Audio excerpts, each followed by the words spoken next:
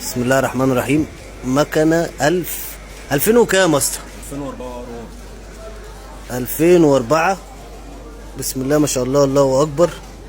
مكنة لا حلت وش زيت ولا وش كهرباء ولا تلعب فيها ولا اي حاجة.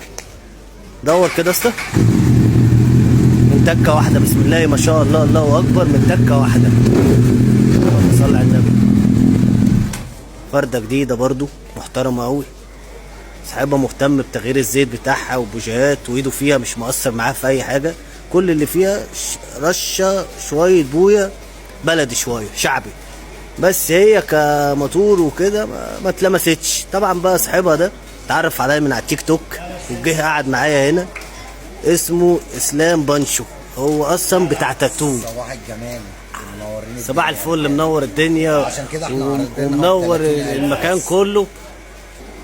طبعا اسلام عرفني من عن طريق تيك توك.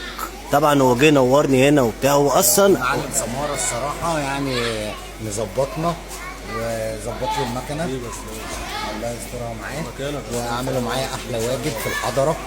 منورين رجاله الحضره الجديده.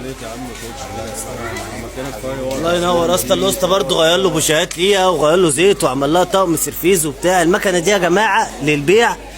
المكنه دي النمرتين برضه عشان ما حدش يقول لي شمال. النمرتين بتوعها هم موجودين يا جماعه. النمره قدامه عشان ما حدش يقول لي شمال. المكنه دي للبيع على 40,000 جنيه. ايه اللي حصل مع اسلام؟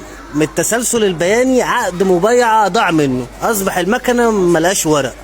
طبعا هو راجل جالي برضه قال لي اعمل لها فيديو وكده وشرفني هنا ونورني. وانا ان شاء الله الجمعه الجايه هروح له هناك انا واللوست، هنرسمه حاجه كده شبه اللي على ايده دي. عامل لنا حاجه سيمبل كده جميله، وان شاء الله يبقى احلى شغل مع بعض. المكنه دي للبيع يا جماعه على 40,000 جنيه. ورقها كله معانا.